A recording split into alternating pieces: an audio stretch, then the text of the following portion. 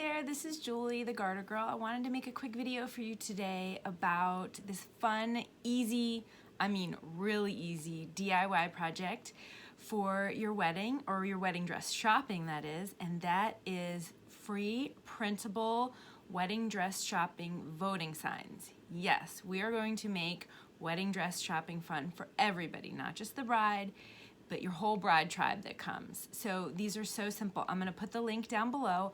All you have to do is enter your email and I will email you the PDF, and then you're gonna download it on your computer, and then you're gonna print it out, and then it has instructions on there, but with this quick video, it's so simple. You just print it out, and then you're gonna get a scissors and some tape and some kind of utensil, and I'll show you here. So these I already cut out, and I used paper straws, like those cute ones that you put in drinks. And here's what they look like.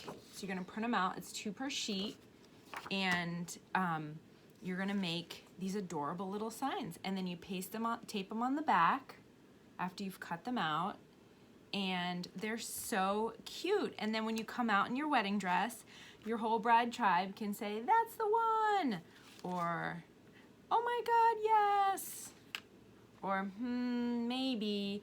And it's just kind of fun to do these things to make dress shopping fun for everybody, right? Because they're sitting there, they're waiting, they're like, what do we do? Maybe they're sipping champagne, and if they are, invite me.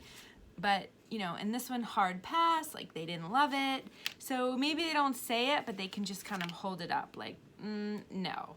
So there's a cute one in here too for you when I said yes to the dress. Sometimes your bridal dress shop will have a whole scenario. Maybe they have a sign or a little photo booth wall, but I did make this one just in case.